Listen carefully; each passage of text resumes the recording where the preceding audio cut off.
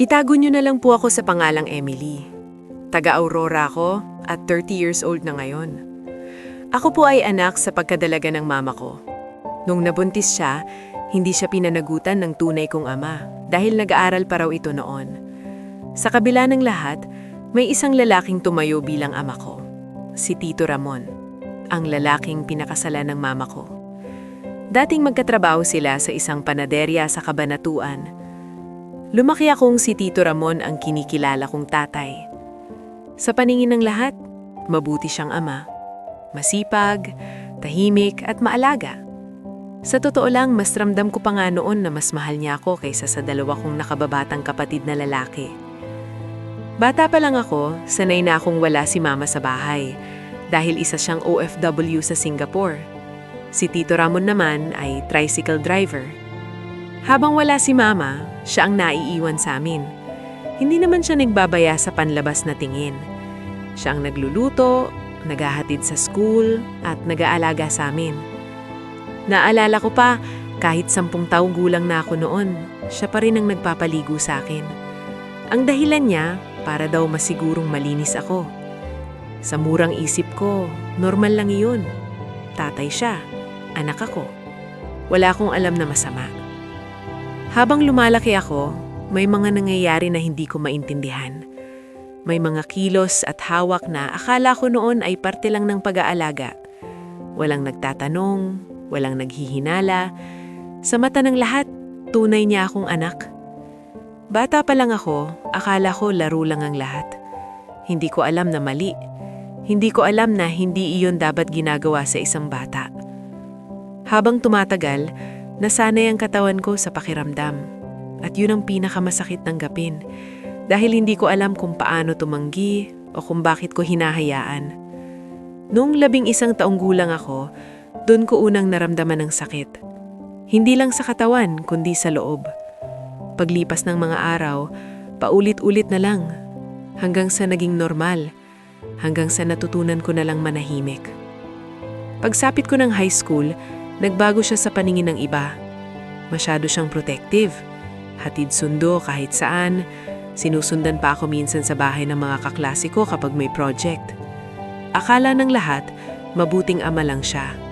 Pero ang totoo, ayaw lang niyang may ibang lalaking mapalapit sa akin. Habang tumatanda ako, doon na pumasok ang mga tanong. Bakit ko siya hinahayaan? Bakit parang ako ang may kasalanan? Bakit ganito ang trato niya sa akin kung anak niya ako? Noong 16 na taong gulang ako, nasagot ang lahat ng tanong ko. Araw iyon ng birthday ko nang dumating ang isang matandang mag-asawa kasamang isang lalaking kasing edad ni Tito Ramon. Doon ko nalaman ng katotohanan. Sila ang pamilya ng tunay kong ama. Matagal na daw nila akong hinahanap. Pag-uwi ni mama mula abroad, binigyan niya ako ng pagpipilian. Sumama sa tunay kong ama at magsimulang muli o manatili kay Tito Ramon at sa mga kapatid ko. Nag-away sila. Ayaw pakawalan ni Tito Ramon. Pero sa unang pagkakataon, pinili ko ang sarili ko. Pagod na ang isip at katawan ko. Lumipat ako dito sa Aurora, sa poder ng lolo at lola ko. Nalaman kong byudo ang tunay kong ama at wala siyang naging anak. May sarili siyang dental clinic kaya unti-unting gumaan ang buhay ko. Pero kahit malayo na ako, hindi pa rin natapos ang bangungot. Bigla-bigla na lang sumusulpot si Tito Ramon kasama ang mga kapatid ko. Hindi ko siya mataboy. Takot akong may makaalam ng sikreto ko. Noong nagka-boyfriend ako at minsang nag-date kami sa park, bigla siyang lumitaw at inutusan akong umuwi. Para akong bata ulit. Para akong nakakulong. Hanggang matapos ako ng kolehiyo, para siyang aninong sumusunod sa akin. At sa tuwing nakikita ko siya, takot at pandidiri na lang ang ramdam ko. Buti na lang napansin ng boyfriend ko, si Marco, ang bigat na dala ko. Siya ang umakay sa akin palapit sa Diyos. Naging aktibo kami sa simbahan. Doon ko unti-unting natutunang huminga ulit. Hanggang isang araw, nagkaroon ako ng lakas ng loob na ikwento ang lahat. Matapos iyon, sinamahan niya akong mangkumpisal. Doon ko unang naramdaman ng kalayaan. Pinatawad ko, kahit walang hiningi sa aking tawad. Nagpakasal kami ni Marco at nagkaroon ng 2 anak. Tahimik at payapa ang buhay namin ngayon. Nung 1 taon lang, natagpo ang wala ng buhay si Tito Ramon sa loob ng banyo. Ayon kay Mama, inatake daw siya ng puso. Nagkataong mag-isa lang siya noon. Ilang buwan matapos ang libing, nakiusap si Mama na bisitahin ko siya kahit ilang araw lang. Pumayag ako. Alam ng asawa ko na wala na ang panganib. Masaya ang araw namin ni Mama. Pasyal, kwentuhan, tawa. Parang bumabawi kami sa panahong nawala. Isang gabi, bigla na lang siyang humagulgol. Humihingi siya ng tawad. May nakita raw siyang sulat sa mga gamit ni Tito Ramon. Sulat ng paghihingi ng tawad para sa akin at sa kanya. Binasa ko yon ng walang luha.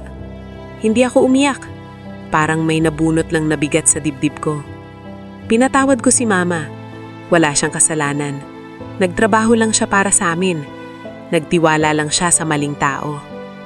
Ngayon, masaya na ako. May mabuting asawa, may mga anak, may pananampalataya. Napatawad na lang puso ko ang lahat. Pero ang isip ko, minsan ayaw pa ring makalimot. At siguro okay lang yon. Dahil ang mahalaga, malaya na ako ngayon.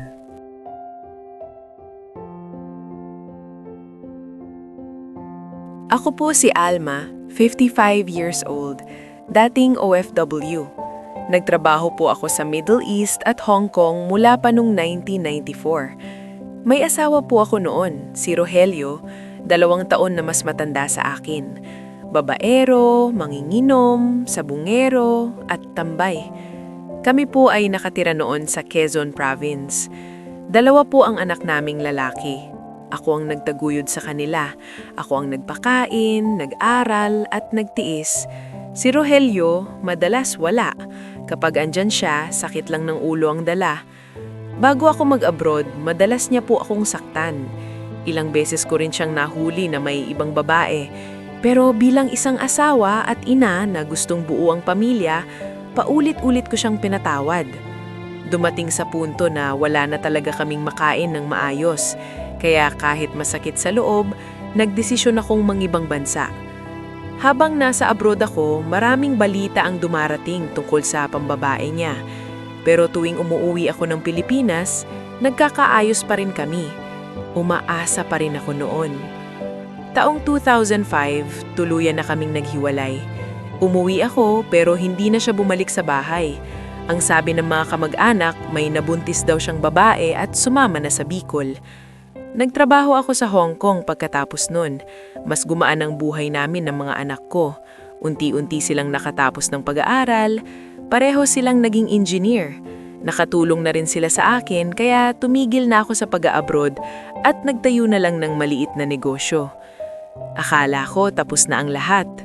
Noong 2015, bigla na lang dinala ng mga kapatid niya sa amin si Rogelio. May stage 4 lung cancer na pala. Kailangan ng mag-aalaga, kailangan ng pera. Ayaw ko man, pati ang mga anak ko ay tutol. Pero wala na siyang ibang mapuntahan. Iniwan na rin siya ng babaeng kinakasama niya. Pati ang 2 nilang anak, iniwan din at ipinamigay sa mga kamag-anak. Halos 1 taon naming inalagaan si Rogelio. Kahit masakit ang nakaraan, hindi namin siya pinabayaan. Hanggang sa tuluyan na siyang pumanaw. Matapos ang libing, may dumating na 2 batang babae mula Bicol. Sila Mika, 11 years old, at si Mila, 10 years old, mga anak ni Rogelio sa ibang babae. Payat sila, tahimik, takot sa tao. Bilang isang ina, parang may humaplos sa puso ko. Inalagaan ko muna sila. Pinakain, pinatulog, pinadama na ligtas sila. Isang araw, sinabi ko sa kanila na ihahatid ko na sila sa tiyahin nila dahil matagal na silang absent sa school. Biglang umiyak si Mika at mahigpit na humawak sa kamay ko. Tita Alma, baka pwede dito na lang kami, kahit maglinis na lang po kami ng bahay. Sumingit si Mila, umiiyak din. Mabait po kayo sa amin, tita. Hindi po tulad ng mga kamag-anak namin. Doon na sila nagkwento. Hindi na pala nag-aaral ng 2 taon At pareho pala silang inaabuso ng asawa ng tiyahin nila at ng dalawang lalaking pinsan. Parang gumuho ang mundo ko. Dinala namin sila ng mga anak ko sa doktor. Lumabas sa medical na pareho silang biktima ng pang-aabuso, bukod pa sa mga pasa at sugat sa katawan. Pumunta kami sa Bicol, nagstay sa hotel, nag-report kami. Ang dalawang anak kong lalaki ang nagsampa ng kaso bilang pinakamalapit na kamag-anak. Dahil sa ebidensya at tapang ng mga bata, nakulong ang mga salarin.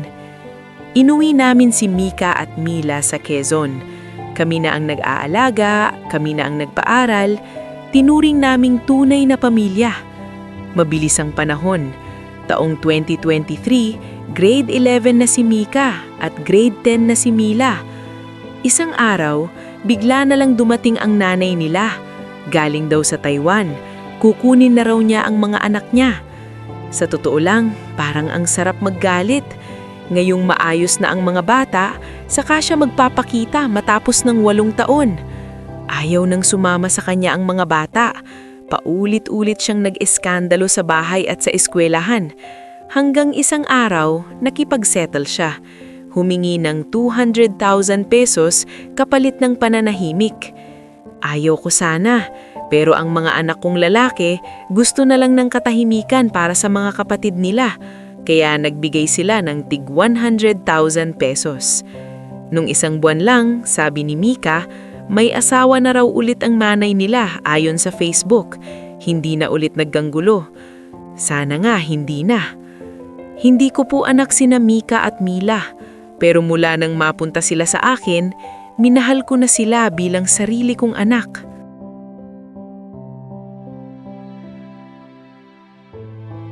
Itago niyo na lang po ako sa pangalang Lina, 33 years old, may asawa at mga anak. Dating OFW po ako sa Middle East at kasalukuyang nagtatrabaho sa Hong Kong. Ang kwento ko po ay hindi para ipagmalaki ang maling nagawa ko, kundi para magsilbing babala. Sana po ay hindi pamarisan. Noong 24 years old ako, nagtrabaho ako sa Saudi bilang cleaner. Malayo sa pamilya, malayo sa asawa at mga anak, at sa totoo lang, hindi madali ang mag-isa. May mga panahong nadadala ng lungkot at tukso. Ilang beses din akong nadulas sa maling desisyon, minsan pati sa mga lalaking ibang lahi. Isang araw, inimbitahan ako sa birthday ng isang kaibigan. May konting inuman, kwentuhan at tawanan. Doon ako ipinakilala ng kaibigan ko sa friend niya na Pakistani. Gwapo, magaling magsalita at marunong makisama. Mabilis kaming nagkasundo, hanggang sa niyaya niya akong sumama sa tinutuluyan niya. Hindi ko agad alam na may iba pa pala siyang kasamang kalahi sa bahay. Dinala niya ako sa kwarto. Dahil sa pagod at hilo sa alak, nakatulog ako. Pagmulat ko, may mga nangyaring hindi ko na kayang ipaliwanag ng detalyado. Nagising na lang ako sa isang sitwasyong hindi ko ginusto at hindi ko pinili. Hindi ko na rin alam kung paano ko kinaya ang sumunod na oras. Pagkatapos, inihatid niya ako pabalik sa bahay ng kaibigan ko at iniabot ang pera, parang kabayaran. Doon ko tuluyang naramdaman ang bigat at hiya. Sinubukan kong i-confront ang kaibigan ko, pero itinuro niya sa akin ang sisi na ako raw ang sumama, ako raw ang pumayag. Tahimik na lang akong umiyak at pilit kinalimutan ang lahat. Pero dumating ang mas mabigat na problema. Nalaman kong buntis ako at hindi ko alam kung sino sa kanila ang ama. Sobrang stress, takot at depresyon ang inabot ko. Noong 4 na buwan na ang tiyan ko, lumapit ako sa Philippine Consulate. Sa tulong ng Polo at OWA, nakauwi ako sa Pilipinas. Hindi madali ang proseso, maraming papeles, takot at masasakit na salitang narinig, kabilang na ang kasalanan mo yan. Pag-uwi ko, hindi muna ako dumiretso sa pamilya ko. Sa Bulacan ako tumuloy sa bahay ng isang kaibigan. Siya rin ang pansamantalang tumulong sa pamilya ko sa Isabela dahil ayokong malaman nila agad ang nangyari. Bago pa ako umanak, umuwi na rin sa Pilipinas ang kaibigan kong si Rina, isang matagal ng OFW. Nagdesisyon siyang magnegosyo na lang at hindi na bumalik abroad. Nang isinilang ko ang baby, siya ang nag-asikaso ng papeles. Napagkasunduan naming sa kanya iparehistro ang bata upang maiwasan ng mas malaking problema. Isang desisyong mabigat pero kailangan sa sitwasyon ko noon.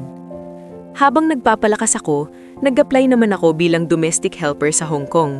Pagkalipas ng 6 na linggo, nakabawi na ang katawan ko. Umuwi ako sa pamilya ko na parang normal lang. May pasalubong, may ngiti, at walang tanong. Hindi nagduda ang asawa ko. Sinulit ko ang 3 linggong kasama sila bago ako umalis papuntang Hong Kong. Sa ngayon, 6 na buwan na akong nagtatrabaho dito. At kung may natutunan man ako sa naranasan ko, ito yun. Ang tukso ay mas malakas kapag mag-isa ka. At kapag nagkamali ka, napakahirap lusutan ng resulta. Para sa mga kapwa ko OFW, lalo na sa mga nanay at may pamilya na, huwag po nating hanapin ang init sa maling lugar kapag nakakaramdam tayo ng lungkot.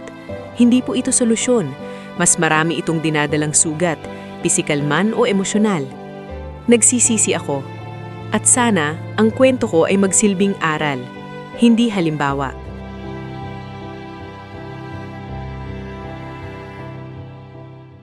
Ako si Elizabeth, 29 years old, may asawa at isang anak. Maayos ang trabaho ko. 7 taong gulang na ang anak namin at ang asawa ko naman ay home-based online worker.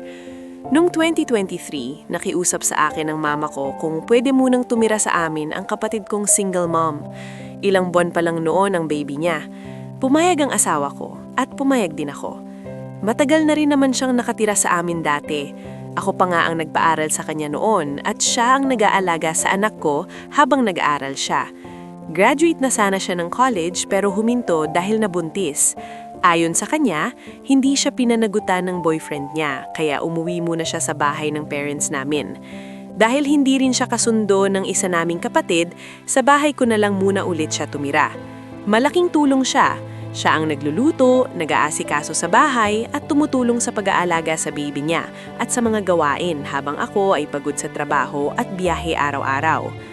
Habang lumalaki ang pamangkin ko, may napapansin akong kakaiba. Kahawig niya ang anak ko, lalo na nung baby pa lang hanggang mag2 taon. Sabi ng mama ko, normal lang daw dahil magpinsan sila. Pinilit kong paniwalaan iyon kahit may kutob sa loob ko. Naipakilalo rin naman ng kapatid ko ang sinasabing ama ng bata kaya pinili kong manahimik. Lumipas ang panahon, nananatili pa rin sa amin ang kapatid ko. Kumikita na rin sa online selling at tuluyang tulong sa bahay. Pagod ako palagi kaya hindi ko agad napansin ang maliliit na pagbabago. Hanggang isang araw, may kaibigan akong nagpadalang video. Makikita roon ang asawa ko kasama ang kapatid ko at ang baby niya sa mall. Ang anak ko ay nasa eskwela noon. Ang ikinabigla ko, buhat ng asawa ko ang baby at magkalapit silang magkasama. Doon lumakas ang duda ko. Hindi ako agad nag-react. Minatsyagan ko muna. Napansin kong sobrang maalaga ng asawa ko sa pamangkin ko. Siya ang bumibili ng gamit, laruan at vitamins. Ang paliwanag niya, kapag binibilhan niya ang anak namin, dinadamay na daw din ang pamangkin. Pinilit kong intindihin. Isang araw, nagpaalam akong may work trip sa Tagaytay ng ilang araw. Pero ang totoo, nag-leave lang ako at tumuloy sa kondo ng best friend ko para makiisip. Sa ikalawang gabi, bumalik kami sa bahay bandang 10:00 ng gabi. Tahimik ang buong bahay. Natutulog na ang anak ko. Napansin kong katabi niya sa kama ang pamangkin ko na ikinagulat ko. Hinahanap ko ang asawa ko pero wala siya sa kwarto niya. Kinabahan ako. Paglapit ko sa kwarto ng kapatid ko, ramdam ko na agad na may mali. Binuksan ko ang ilaw at doon ko nakita ang katotohanang matagal ko nang kinakatakutan. Hindi ko na kayang ilarawan ng eksaktong nakita ko. Ang alam ko lang, gumuho ang mundo ko. Sa gitna ng komprontasyon at pag-aamin, lumabas ang mas masakit na katotohanan. Ang asawa ko, ang tunay na ama ng anak ng kapatid ko. Matagal na pala nila akong niloloko. Pinalayas ko silang pareho sa bahay. Humingi ng tawad ang asawa ko pero hindi ko na kayang tanggapin. Hindi sapat ang kahit anong paliwanag para burahin ang ginawa nila. Ilang buwan na ang lumipas. Hindi pa rin ako ganap na nakakabangon. Ang anak ko ang lakas ko araw-araw. Balita ko ngayon, magkasama na sila. Hindi ko sila kinusahan. Alam kong kahit anong gawin ko, hindi na mababago ang katotohanang pinili nilang magtaksil at magsabuatan para saktan ako. Kung ibang babae sana, baka mas madali. Pero ang pagtataksil na ganing sa sarili mong kapatid na nagbunga pa ng isang bata, ibang klasing sakit iyon, isang sugat na hindi agad nahihilom. Sa ngayon, pinipili kong magpatuloy. Para sa anak ko, para sa sarili ko.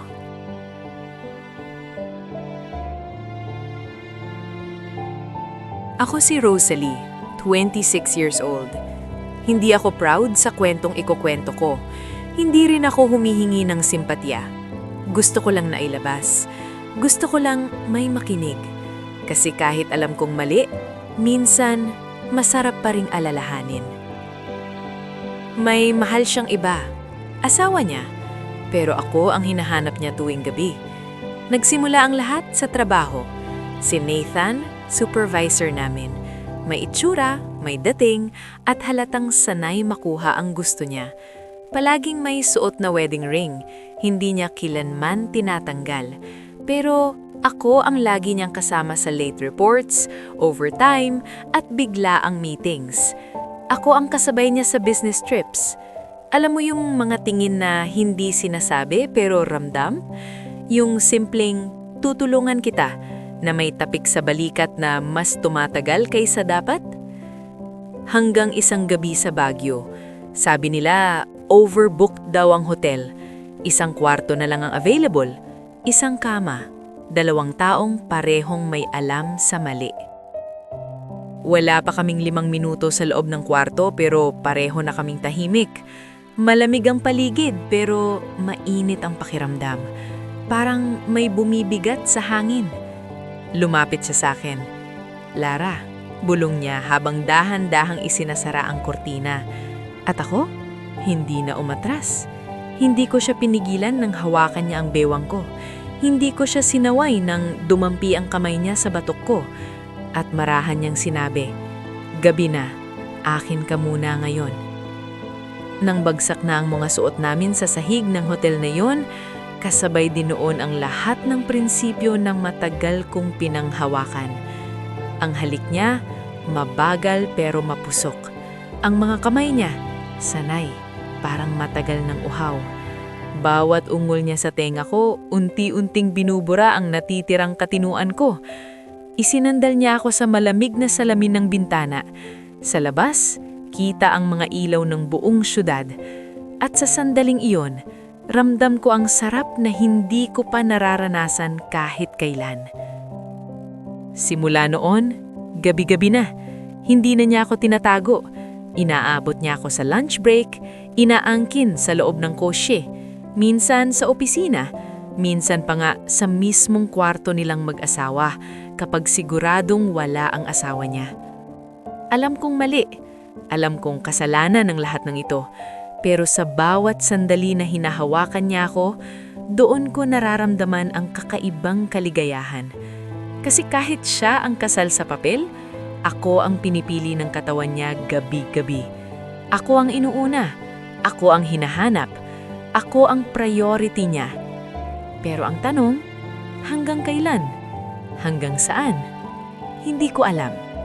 Ang alam ko lang, sa ngayon, sa bawat halinghing, sa bawat patak ng pawis, sa bawat gabing punong-puno ng pagnanasa, ako ang nananalo.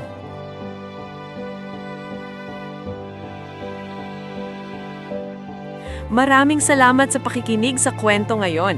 Kung may reaction or suggestion kayo, ay pwede niyong i-comment sa ibaba at promise na babasahin namin yan.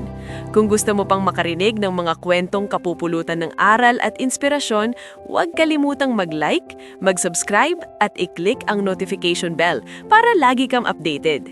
Kung may kwento naman kayo na gusto niyong ibahagi at mapakinggan dito sa page, mag-email lang sa mangalihimnakwento@gmail.com. Hanggang sa susunod na kwento, paalam at ingat palagi!